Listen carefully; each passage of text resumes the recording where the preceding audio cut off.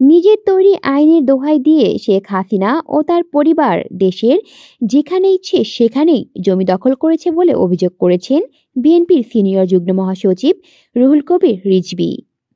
তিনি বলেন, শুধু পূর্বাচলেই শেখ হাসিনা নিজের পরিবারের নামে ৬০ কাঠা জমি দখল করেছেন।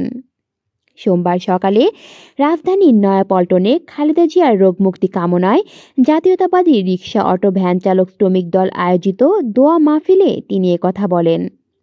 এ সময় রিজভী বলেন, দেশে সকল সম্পদ লুট করে নিজের আঁচলের নিচে রেখেছিলেন স্বৈরাচার শেখ হাসিনা।